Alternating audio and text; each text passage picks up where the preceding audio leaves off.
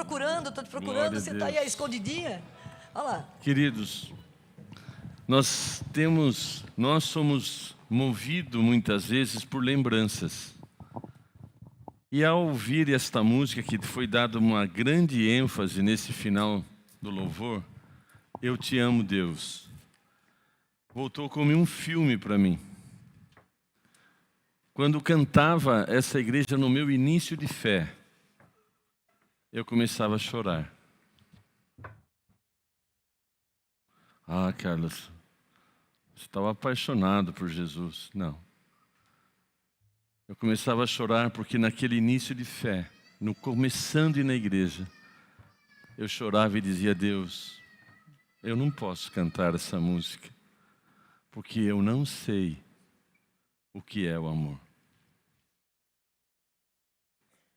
E muitas vezes eu tinha dificuldade, porque eu estava chegando na igreja com uma bagagem religiosa, que há uma semana antes de eu ir para a igreja estava numa religião que não é a verdadeira, e lá o líder daquela religião fala: tá vendo? Você não quis fazer aquele trabalho que falei, olha o que aconteceu. Tinha sofrido um acidente. Aí então, eu estava inseguro, com 19 anos. Eu voltei para esse lugar, fui cortado com navalha no meu peito, num ritual, sem sentir nenhuma dor. E aí ele falou: não, agora está tudo resolvido. E eu falei, lá por volta da meia-noite, numa lagoa, eu nunca fui possesso pela graça e misericórdia de Deus. Quando ele falou: está tudo resolvido,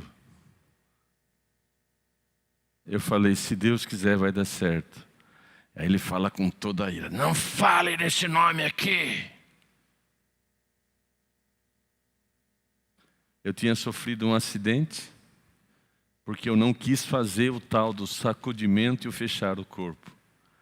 Agora eu estava uma semana depois do acidente, não, 3 dias depois do acidente, fazendo isso. Na outra semana, eu fui para a igreja, porque o meu irmão tinha ido no dia seguinte do acidente. E eu cheguei com toda essa bagagem, com toda essa confusão. E sempre cristão de praticar, entre aspas, a minha religião. Fui coroinha, fui dedicado. Depois, na minha juventude, na minha adolescência, era católico de domingo na missa, na quarta no centro de mesa branca.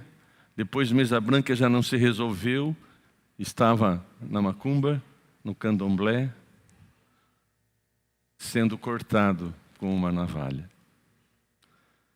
E eu cheguei para a igreja, porque o meu irmão, eu detonei o carro dele, foi convidado pelo amigo dele para ir na igreja. Aí numa terça-feira, reunião de oração de jovens, eu cheguei. E eles falaram: Jesus te ama, Carlos. Eu falei: se ele me amasse, a minha vida não estaria como está.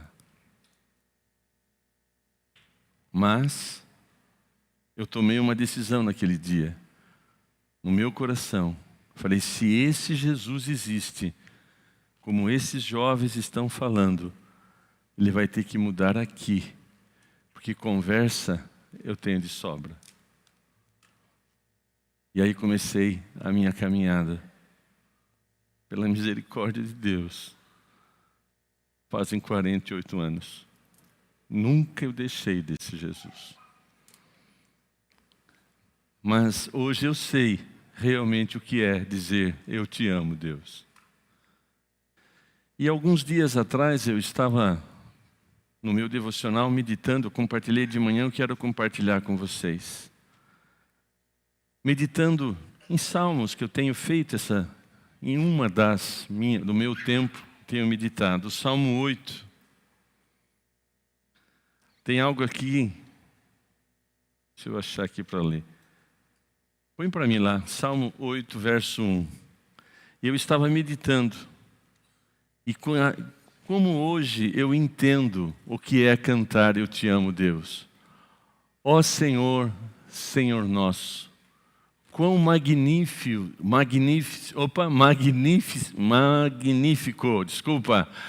em toda a terra é o Teu nome. Pois expuseste nos céus a Tua majestade. Põe na NVI, por favor. Vamos lá. O Senhor, vamos lá. Senhor, Senhor nosso, como é majestoso o Teu nome em toda a terra. Tu cuja glória é cantada nos céus. Segue. Dos lábios das crianças e dos recém-nascidos firmaste o Teu nome como fortaleza por causa dos Teus adversários, para silenciar os inimigos que buscam a vingança. Quando contemplo, essa é a parte, quando eu contemplo os Teus céus, obra dos Teus dedos, a lua e as estrelas que afirmaste. Eu comecei a meditar e a contemplar Deus colocando. Não tive nenhuma visão, estou falando imaginando. Deus colocando a lua ali, Saturno ao outro, e sei lá, os tantos planetas, e enfim. Agora vê o segundo. Segue o próximo, por favor. Perguntei eu, quem é o Carlos? Quem é o Carlos para que com ele te importes? Quem é o Carlos? No meu RG tem lá, filho de Martinho Claro da Rosa e Ana Teresa da Rosa. Mas quem sou eu para que esse Criador dos céus e da terra se importe comigo? E avança ali. O filho, não, volta ainda um pouquinho. O filho do Martinho, para que com ele te preocupes. Deus, Ele conhece você. Ele sabe o seu nome. Ele sabe quem você é. Assim como Ele sabia quem era o Carlos, com toda aquela confusão emocional, com uma autoimagem totalmente desequilibrada, com confusão religiosa, quando eu cheguei. Aí segue o 5. Tu me fizeste um pouco menor do que os seres celestiais. Deus fez o Carlos um pouco menor do que os seres celestiais. E além do mais, Ele me coroou com glória e honra. Agora coloque o seu nome. O Senhor fez você um pouco menor do que os anjos, do que os seres celestes. E Ele te coroou, aleluia, com glória e honra. E eu ali naquele momento, eu comecei a agradecer. E falar, Deus, o Senhor se importa comigo. O Senhor se importa.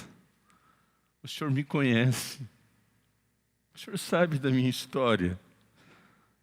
O Senhor sabe de como tenho caminhado. Segue o próximo. E tu me fez dominar. Tu me fizeste, né? Tu me fizeste dominar as obras de tuas mãos. E sob os seus pés tu puseste. Aí eu comecei a relembrar. Deus me conhece, sabe o meu nome, sabe a minha história. Ele criou os céus e todo esse universo. Olhou para mim com este amor tão grande. E Ele me deu o quê? Domínio compartilhou comigo aquilo que lá no início, em Gênesis 1:28 diz: frutificai, multiplicai e enchei a terra. Façamos o Carlos, o João, a Maria, a nossa imagem e semelhança. E Ele nos deu esta responsabilidade. Muitas e muitas vezes nos esquecemos de quem é Deus. Muitas e muitas e muitas vezes nos esquecemos da posição que Ele nos coloca. Assusta, não assusta? Saber que eu, Carlos Claro da Rosa, que nasceu no bairro dos Vieiras, em Pilar do Sul, fui feito um pouco menor que os anjos. E Ele me fez fecundo, e Ele me deu condições de multiplicar e encher. Metido. Mas quem crê que isso é para você? Mas qual é a reação que nós temos ao contemplar tudo isso? E tem mais ainda, um outro versículo deixa eu achar aqui que eu estou meio perdido nas minhas anotações.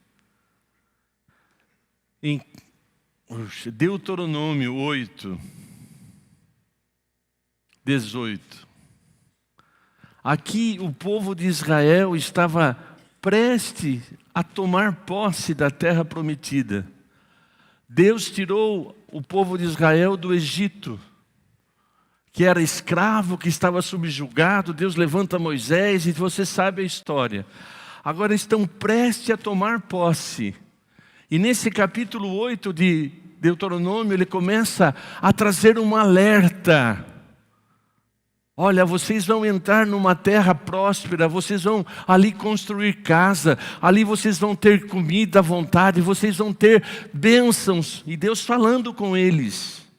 E no verso 18, antes te lembrarás, antes trará lembrança do Senhor. Não se esqueça de tudo que você é, tudo que você tem e tudo que você faz vem do Senhor. Antes te lembrarás do Senhor teu Deus, porque Ele é o que te dá força para adquirir riquezas, a fim de confirmar o seu pacto que jurou aos teus pais, como hoje se vê. Amados, nós precisamos, ser confrontado com a verdade. Qual é o sentimento que te vem quando você começa a ouvir toda esta amplitude ao nosso respeito que Deus nos fala? Mas Ele está dizendo aqui: olha, eu sou o Senhor, que te dou força para adquirir riquezas. Quem aqui é rico, dá um aleluia. Mas quando nós falamos em riquezas, o que nós pensamos? Na casa que nós temos, no carro que queremos comprar, e começamos a focar em riquezas na perspectiva materiais. E por causa desta perspectiva, nós esquecemos da essência que é a verdadeira riqueza.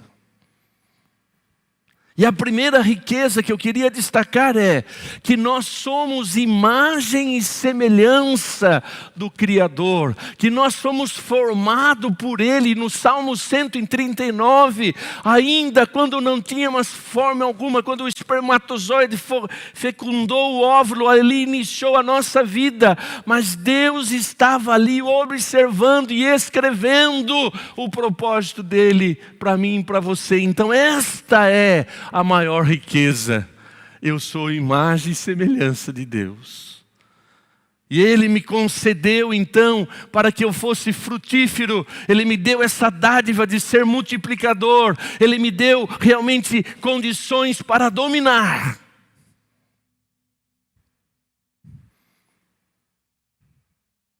Só que a maior riqueza não são as coisas materiais. Sabe qual é a maior? Primeiro, como esta essência de que somos imagem e semelhança dEle.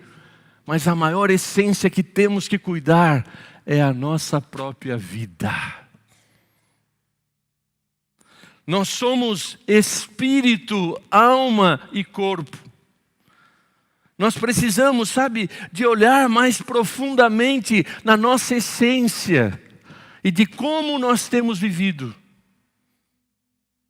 Então você e eu precisamos valorizar a vida. Como que eu estou no meu espírito? Como que eu estou vivendo na minha alma? Como que eu estou vivendo no meu físico? Como está a minha vida na minha casa, no meu trabalho, nas minhas finanças? Eu preciso de estar realmente orando e clamando e falando: Deus, sonda-me, ó Deus, e vê se há em mim algum caminho mau. E aí então nós podemos avançar em João 10:10, num versículo que nós sabemos de cor. O ladrão veio para matar, roubar e destruir. Sim, ele veio para isso. Mas Jesus dizendo: eu vim para que você tenha vida e vida com abundância. Quem tem vida abundante, dá um aleluia. Agora, quando fala em abundância, novamente, você olha para o saldo da conta, você olha para o carnê, para as prestações atrasadas, novamente, olhamos para o natural. Mas nós precisamos entender quem de fato nós somos. Mas Carlos, aconteceu alguma coisa, é verdade. Isso que você está falando está lá em Gênesis, é verdade.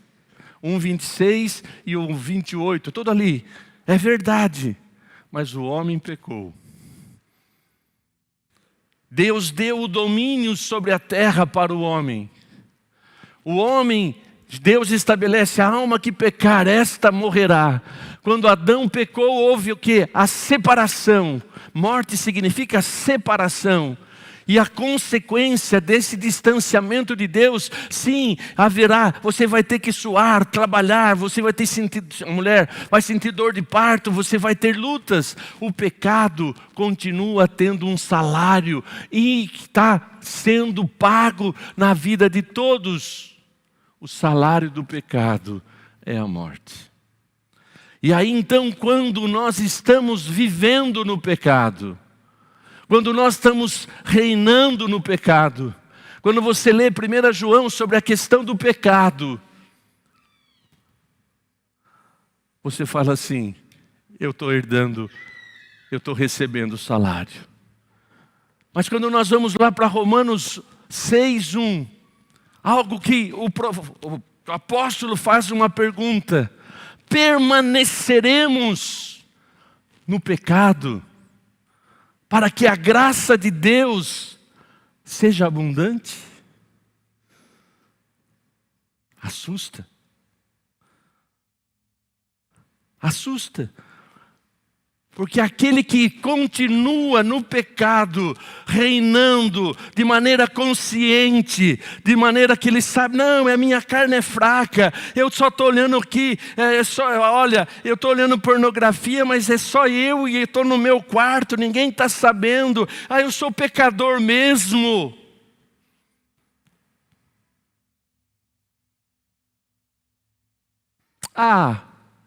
Eu não minto, mas dou uma caprichadinha numa mentirinha branca.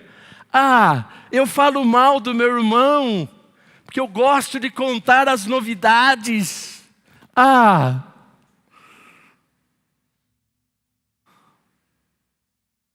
Temos nos esquecido de quem nós somos. Temos vivido numa vida inconstante muitas vezes. Mas Jesus, Ele veio para um propósito: salvar um pecador miserável como eu, um cara sem nenhuma consciência, que não acreditava no amor, porque amor para mim era a historinha de Romeu e Julieta e estava ultrapassado.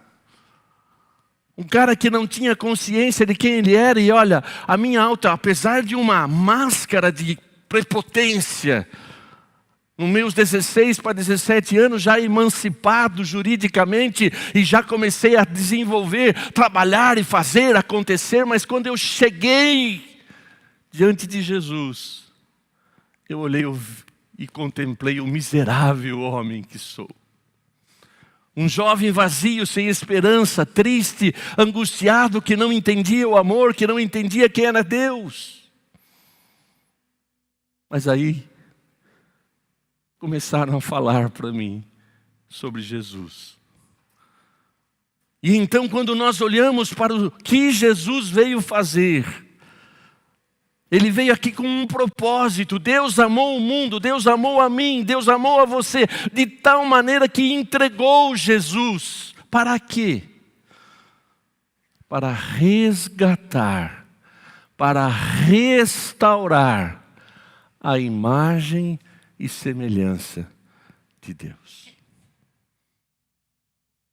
Porque Jesus, lá em Mateus 28, quando Ele declara: todo o poder foi-me dado nos céus e na terra. Aonde você vive?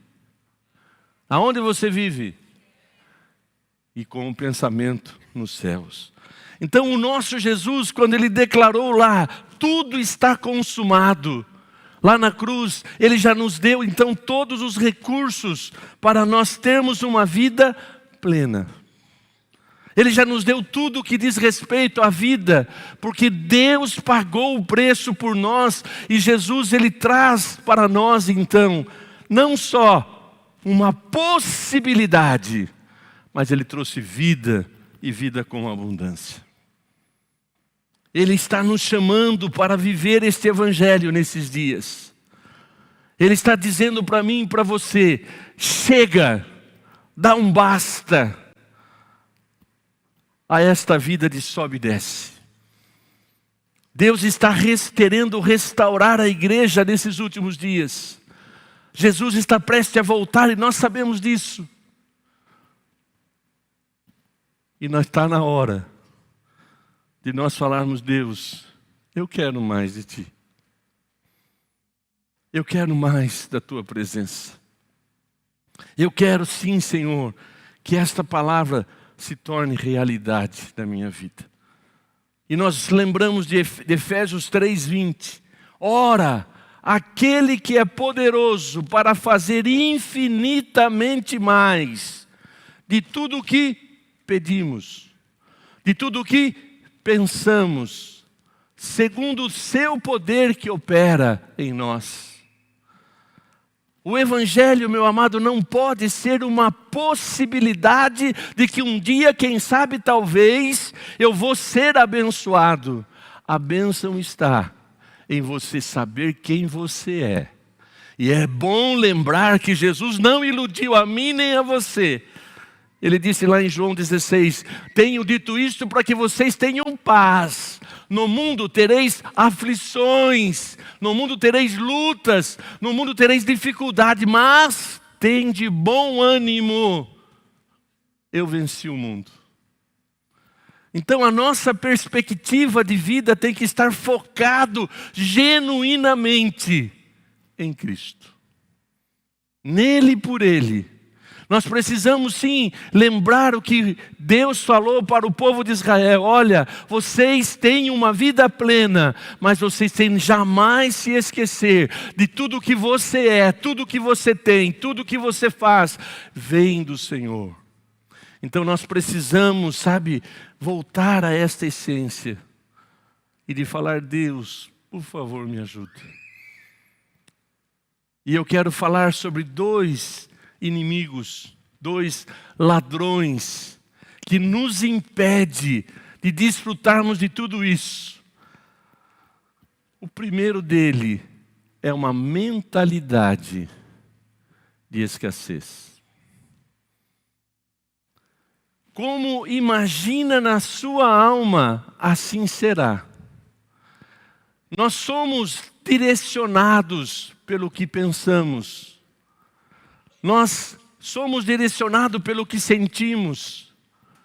E nós reagimos conforme aquilo que está dentro de nós. Quantas vezes fazemos o que não queremos? Como o apóstolo Paulo disse: miserável homem que sou, aquilo que eu quero fazer não faço, mas aquilo que eu não quero, isto eu faço. Porque há uma luta dentro de nós. E nós precisamos sim tomar consciência disso, de que Deus está nos chamando para superarmos, para vencermos esta batalha. E aquilo que está dentro de nós é o nosso tesouro. Jesus disse o seguinte: aquele que tem um bom tesouro tira as coisas boas, do coração procede a vida. Aquilo que está dentro de nós, nos nossos pensamentos, sentimentos, emoções, as nossas experiências, aquilo que passamos, você que sofreu no passado, se você não permitir que Jesus restaure, você vai viver dependente dessa experiência, desses pensamentos, desses sentimentos que gerou em você uma crença. Crença essa totalmente limitante. Eu não consigo. Eu não posso. Não é para mim. Eu nasci para sofrer. Nada dá certo na minha vida. Ninguém me ama. Então esses sentimentos, pensamentos gerou em nós aquilo que nós cremos.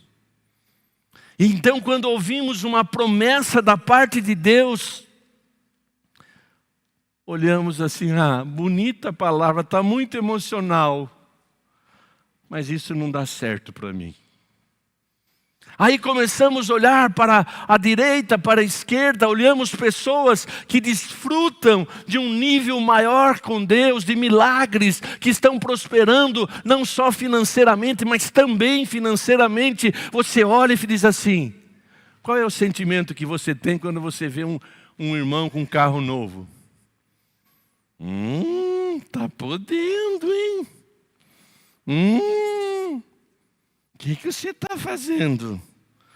Não sei não, hein? Não sei não, hein? Qual é o sentimento que nós temos quando vemos alguém tocando bem, cantando bem, fazendo com excelência? É metido. Esse sentimento que eu estou chamando, que está na moda essa palavra, estou trazendo para a realidade bíblica. A escassez tem a ver com o sentimento de incapacidade. Era o que eu sentia. Eu não sei o que é amor. E eu me lembro também numa outra experiência, quando eu estava ali já um pouquinho caminhando com Deus. Eu estava pregando para os jovens ali e de repente Deus invade aquela reunião.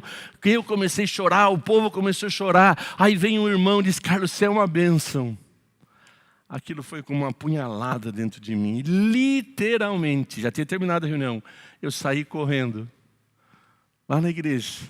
E fui lá no outro canto, era pequenininha a igreja. E eu comecei a chorar. Deus, eu não sou uma abençoada. Eu sou uma porcaria.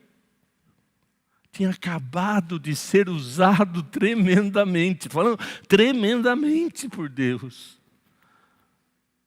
Então, eu tinha o quê? Um sentimento, uma crença de que para mim, não, eu não sou nada, eu não tenho nada, não é para mim, eu não mereço. E esse sentimento, se não for restaurado, nos impede de desfrutarmos das promessas. Nos impede de estarmos realmente falando, Deus, eu quero curar o que está dentro de mim. Sonda-me, ó Deus. Por que você pensa o que pensa? Qual é o pensamento que você tem a respeito de Deus? Qual é o pensamento que você tem a seu respeito? Não é palavras-chave, não, estou falando para a realidade. Porque o que você pensa de Deus e o que você pensa de você, você vai ter comportamento coerentes a essa crença. Por que você é tão explosivo assim? Por que você é tão crítico assim? Por que você é tão dono da verdade assim? Por que você faz... Por quê? Por que você tem tanto desejo de ser aprovado assim? Porque o não para você é como uma punhalada.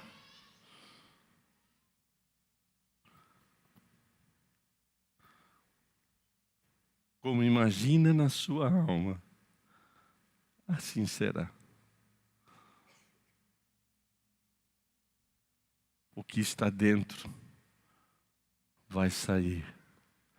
A boca fala do que o coração está cheio. O que está dentro vai me levar a ter comportamento, palavras, ações coerentes ao que eu imagino, ao que eu penso, ao que eu sinto. Por isso,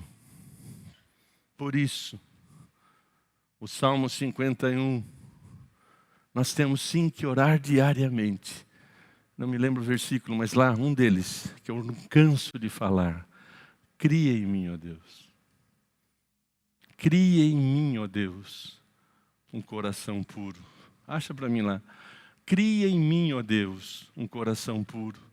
Renova em mim um espírito estável. No outro diz um espírito reto. Numa outra versão diz um espírito inabalável. Cria em mim, ó Deus, um coração puro. Segue. Não expulse da tua presença, nem tire de mim o teu Espírito Santo. Opa, eu pulei uma parte. Torna-me dar a alegria da salvação. Sabe por quê? O nosso coração se contamina com tudo isso, porque nos esquecemos de quem é Deus e de quem nós somos.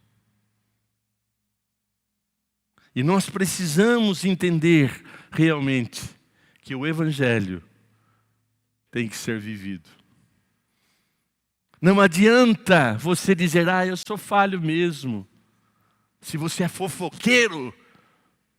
Não, cara, não sou fofoqueiro. Eu estou dando a minha opinião. É o meu ponto de vista. Que legal. E o que Deus acha do seu ponto de vista? Então, amados, nós precisamos de uma geração mais séria. Vivemos o cumprimento da palavra que nos últimos dias seriam dias trabalhosos e que os escândalos viriam, mas nós temos que tomar posição e escutar o conselho de Paulo. Cuida de ti mesmo, da doutrina, sendo assim salva a ti e quem te ouve. Segundo ladrão, esse é mais forte. Provérbios 6. A preguiça Não tem preguiçoso aqui. Eu encontrei um lá em casa, que eu vejo todo dia no espelho. A segunda coisa é a preguiça. Provérbios 6:6. Vai ter como a formiga, ó preguiçoso. Preguiçoso é quem? Procrastinador. Preguiçoso é quem? Que deixa para fazer depois. Um dia, quem sabe? O preguiçoso, ele é negligente. E ai daquele que faz a obra do Senhor de maneira negligente. Ser preguiçoso, meu irmão, é meio chocante isso aqui, tá? Para mim é desafiador, tá? Vai ter com a formiga, ó preguiçoso, olha para os seus caminhos e ser sábio, pois ela não tem chefe, nem guarda, nem dominador. Prepara no verão o seu pão, na cega ajunta seu mantimento. Ó preguiçoso, até quando ficará deitado? Até quando ficará na maca? Jesus chegou para aquele paralítico no tanque de Betesda, chegou para ele estava ali porque a tradição é que aquele tanque se mexia uma vez por ano, e ele já estava ali há anos, querendo ser curado. Jesus chegou para ele: queres ser curado? Ele estava tão acostumado, tão deitado, tão acostumado com aquele fracasso, que ele responde para Jesus o quê? Senhor, eu estou aqui há tanto tempo, mas não tem ninguém que me leva até o tanque. Quando o anjo vem, chego tarde. O preguiçoso vai sempre ter um culpado. O negligente sempre vai achar um culpado. Mas Jesus não se importou com esse lamento e disse: levanta-te e anda. Então o preguiçoso é aquele que está acomodado espiritualmente. E diz mais: quando te levantarás do teu sono? Tem um versículo na Bíblia que diz, fala sobre você estar sonolento. Desperta, tu que dormes. O que é estar dormindo na fé? Estar no marasmo. Não ora, não lê a Bíblia, não participa, não põe o talento para crescer, vem só no culto. Mas Deus está nos chamando para sermos mais que isso. Deixa eu correr que meu horário já está pegando aqui. Até quando ficarás deitado? Quando te levantará do teu sono? Um pouco para dormir, um pouco para tosquenejar, um pouco para repousar de braços cruzados. Verso 11. Assim sobrevirá a tua pobreza. Mas espera aí, Carlos. Você no início da palavra aqui, você falou que Jesus veio para te dar vida e vida com abundância, de que o Senhor nos deu poder para buscarmos e recebermos riqueza. Jesus veio para me dar vida e vida com abundância. Tudo isso é real. Mas quando eu sou negligente, eu deixo de receber. Quando eu deixo de praticar, quando eu deixo de crer no coração e da boca fazer confissão, eu vou colher o fruto. Eu vou colher o fruto daquilo que eu planto. E Gálatas 6:7. Não se deixe enganar, de Deus não se zomba, pois o que o homem semear, isso também colherá. Quem semeia para a sua própria carne, quando você semeia a negligência, quando você semeia a desobediência, quando você semeia uma palavra negativa, quando você semeia críticas a seu respeito, quando você semeia coisas ruins, é fruto da carne. E você vai colher o quê? Destruição. Quando eu e você nos tornamos preguiçosos e não fazemos o que tem que ser feito, cometemos pecado. E o que vai acontecer? Vamos nos tornar pobres.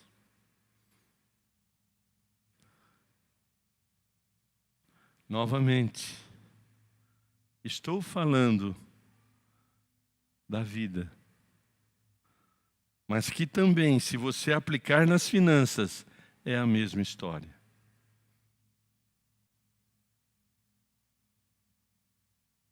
É tão triste, irmãos, porque eu vi algo chocante, que eu nem sei o que é. Mas eu vi uma pessoa falando sobre as bets, e eu, sei lá, falando que, e aí fui pesquisar, de que o brasileiro gasta por volta de R$60 nesses jogos daí, ó. Agora, irmão, se você está esperando ganhar na loteria, não é loteria, cara, é bets, o que é? Rubinho, como é que é? Ah, tigrinho, tu está sabendo, hein?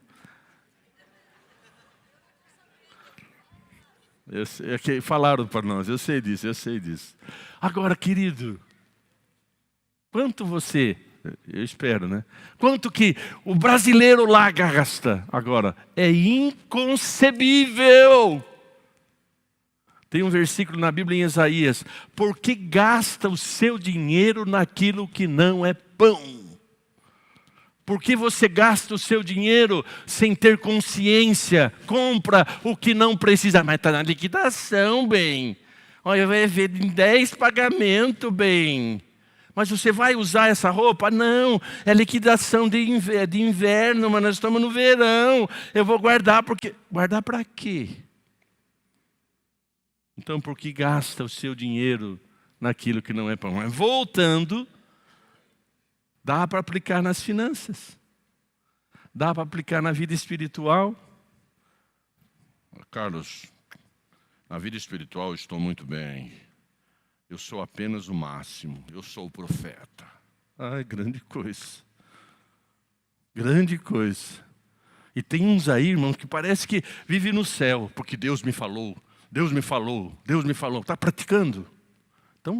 cria vergonha na cara, vai praticar o Evangelho.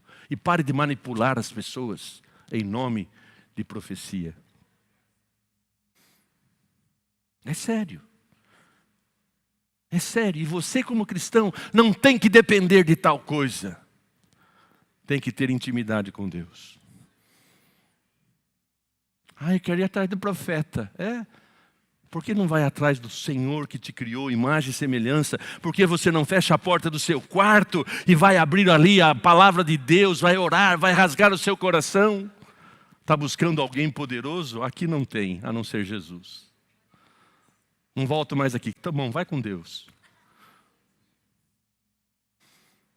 Agora, cuidado. Se Deus te acrescenta... Cara, você não crê em profecia? Lógico que eu creio. Crê em interpretação de língua? Lógico que eu creio. Eu creio nos dons? Sim.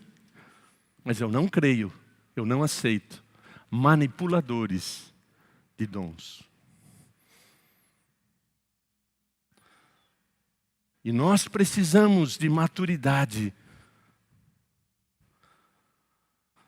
Nós precisamos de intimidade. Agora, você pode ser um encorajador diariamente. Irmãos, irmã, você é uma benção. O Senhor está dizendo para você, não precisa pôr dizer Senhor, não. Olha, você é uma benção porque você é a imagem e semelhança de Deus. Pronto, não é Deus falando, é você encorajando. Ô irmão, Deus está com você nessa luta. Aleluia, Deus está com você. Vamos lá, encoraje. Mas voltando ao que interessa. Espírito de escassez. O preguiçoso gera. Como eu posso vencer esse inimigo? Como eu posso vencer esse inimigo? Renovando. Romanos 12:1. Rogo-vos, pois, irmãos, pela compaixão de Deus, que apresentei os vossos corpos como sacrifício vivo, santo e agradável a Deus, que é o vosso culto racional. Culto racional. Culto racional. Racional é o quê? É o nosso interior, é o nosso pensamento, é os nossos sentimentos, é a nossa alma. e a lei do Senhor restaura a alma. E nós precisamos orar o Salmo 19, que as palavras da minha boca e o meditar do meu coração sejam agradáveis perante Ti, ó Senhor, rocha minha. Eu vim para que vocês tenham vida, e vida com abundância. Prosperidade é promessa. Só que agora ficam aí, lógico, a distorção. Nós não cremos na teologia da prosperidade.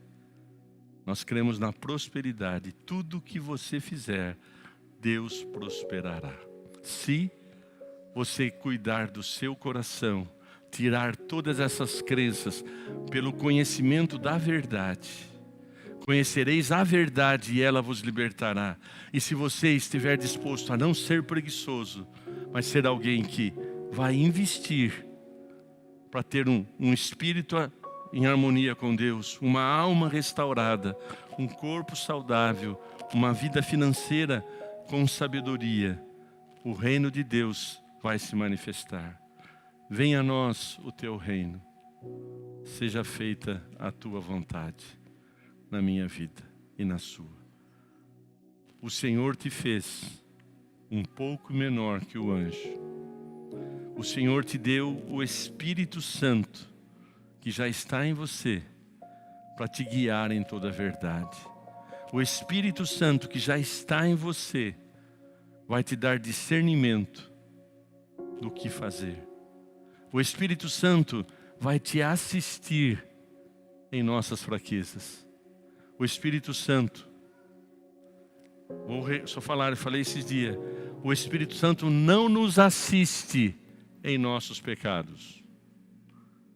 Ele nos dá suporte nas nossas fragilidades. Presta atenção.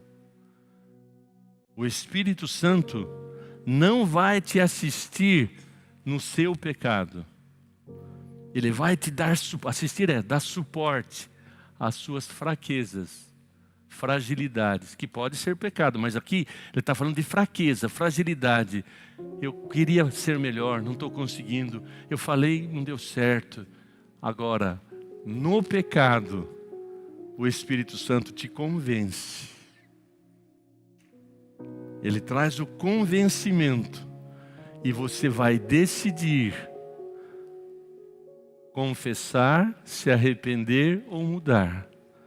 Mas se você não permitir que este convencimento do Espírito Santo e você não tomar a decisão, você vai perder. Então o Espírito Santo nos dá força. Senhor, me socorre. Ó Deus, esta fragilidade, me perdoa, Senhor, porque olha, esse pecado aqui, eu ainda estou... Não, Senhor, em nome de Jesus, Espírito Santo, eu crucifico a minha carne em Jesus. Senhor, não me deixes cair em tentação.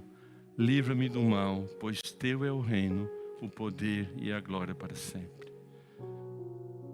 Deus nos fez para viver uma vida plena. Nós estamos no processo. Carlos, o que você quer dizer com tudo isso? Toda esta palavra está sendo para o Carlos.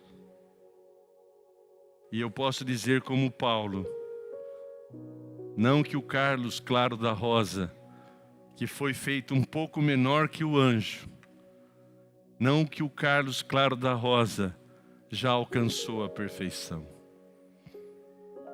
Mas uma coisa eu tenho feito, pela graça e misericórdia, eu tenho clamado, Deus, me ajuda a ser melhor. Me capacita, me dá um coração limpo, me dá um coração puro. Tira de mim, Senhor, aquilo que não te agrada. Senhor, tem misericórdia de mim. Esqueço das coisas que para trás ficam. Tem gente remoendo o passado, remoendo mágoas, remoendo culpa. Irmãos, não dá para admitir.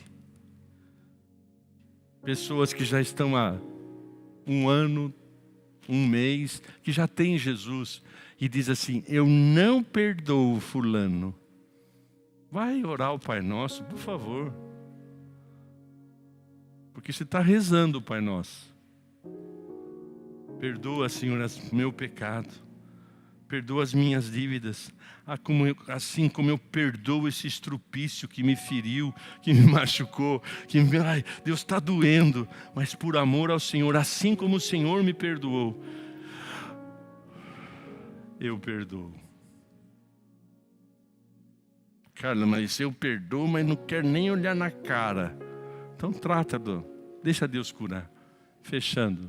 Feche seus olhos. Deus está nos chamando para vivermos uma vida próspera.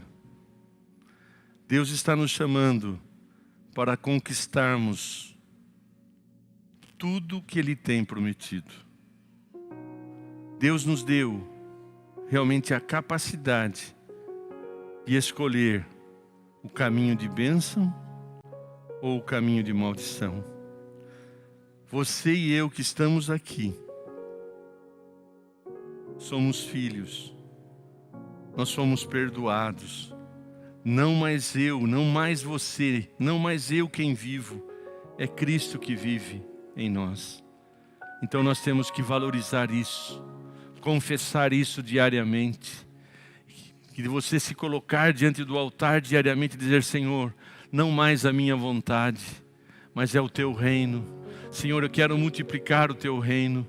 Eu quero, Senhor amado, que a minha vida realmente o Senhor possa realmente transbordar. Senhor, cria em mim, dá-me um coração puro. Não afaste de mim o Teu Espírito Santo. Torna-me dar a alegria da salvação. Ó Senhor, me faz transbordar, Senhor, me ajuda. Tem misericórdia de mim, Senhor. E ó Deus, que as palavras da minha boca e o meditar do meu coração sejam agradáveis. Senhor, eu quero ser fiel a Ti. Eu quero, Senhor amado, tomar posse do Teu propósito. Meu amado, a Bíblia te dá todo esse direito. Examine tudo que você ouviu e retenha o que é verdade.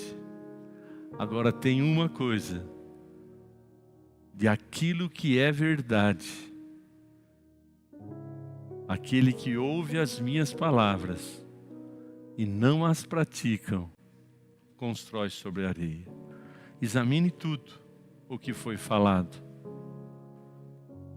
E se tem coisas na sua vida que precisam ser mudadas, o Senhor está te fazendo um convite: vinde a mim, todos vós que estáis cansados e sobrecarregados, que eu vos aliviarei. Você que tem tido dificuldade com seus pensamentos, com as suas emoções, não se conforme com este mundo, mas transforme este mundo pela renovação da mente. E eu quero te convidar, querido, a se colocar diante de Deus agora e falar: Senhor, me leva a um outro nível de intimidade. Me leva, Senhor amado, a um outro nível de profundidade com a Tua palavra. Se assim você deseja, se coloque em pé e vamos juntos orar. Se você realmente não está conformado com a vida que tem levado, Jesus está dizendo assim: olha, sem mim nada podeis fazer. Quem está em mim, este dará muitos frutos. Quem permanecer em mim, disse Jesus em João 15, vamos permanecer, vamos reforçar o nosso propósito, vamos renovar o nosso voto de dizer: Senhor, eu quero continuar até a morte, eu quero ser fiel ao Senhor. Me perdoa, Senhor, porque muitas vezes tenho sido negligente na administração do meu tempo, muitas vezes tenho sido negligente na administração das minhas finanças, Muitas vezes tenho sido negligente na administração dos meus pensamentos, sentimentos e atitudes. Mas, Senhor, nesta noite, eu me coloco diante de Ti. Eu quero, Senhor, que a Tua obra continue sendo aperfeiçoada. Eu quero, Senhor amado, que a Tua graça me toque. Comece a falar com Deus agora. Senhor Deus e Pai, nos perdoa, Senhor, me perdoa, porque muitas vezes a preguiça entra sem eu perceber. Ó Deus, muitas vezes os sentimentos e pensamentos roubam de mim a minha fé. Mas, Senhor, eu quero, Senhor amado, realmente renovar o meu propósito, a minha entrega. Senhor amado, não mais eu, não mais a minha vontade, mas, ó Deus, seja feita a Tua vontade. Venha, Senhor, o Teu reino sobre nós. Venha o Teu reino sobre o meu espírito, alma e corpo. Venha o Teu reino na minha casa. Venha o Teu reino nas minhas finanças. Venha o Teu reino nos meus negócios, no meu trabalho. Venha o Teu reino e seja feita a Tua vontade, Senhor, na nossa vida. Ó Deus, não seja feita a Tua vontade em nossos corações. Ó Deus, seja feita a Tua vontade em nossa igreja. Que nós sejamos uma igreja, Pai, temente. Nos santifica, Pai. Nos santifica e nos dá, Senhor, sabedoria. Nos dá, Senhor amado, compreensão. Revela-nos, ó Deus, os Teus segredos. Em nome de Jesus, eu oro, Pai, pelo Teu filho e Tua filha que estão agora abrindo seus corações. Estão clamando, Senhor amado, pela vida abundante. Estão clamando pela restauração, pelo perdão. Libera esta unção de transbordo, Senhor, de cura. Ó Deus, a unção do Teu Espírito seja abundante. Ó Deus, e que nós possamos desfrutar do poder sobrenatural. Em nome de Jesus. Ore assim comigo. Senhor Jesus, a minha vida é Tua. Obrigado, Senhor, porque eu sou imagem e semelhança do Senhor. E eu quero, Pai, cumprir o Teu propósito. Me perdoa, Senhor, pelas minhas negligências, mas eu tomo posse das Tuas promessas e do Teu Espírito Santo que já habita em mim. E eu dou a Ele a liberdade para me guiar em toda a verdade. Cria em mim, ó Deus, um coração puro. Renova em mim, Senhor, um espírito inabalável. Torna-me dar, Senhor, a alegria da salvação. E não afasta de mim o Teu Espírito Santo. E que as palavras da minha boca e o meditar do meu coração sejam agradáveis perante Ti, e que a Tua presença esteja em mim e através de mim, pois o Senhor declarou que eu sou a luz do mundo e o sal da terra. Eis-me aqui, cumpre em mim a Tua vontade.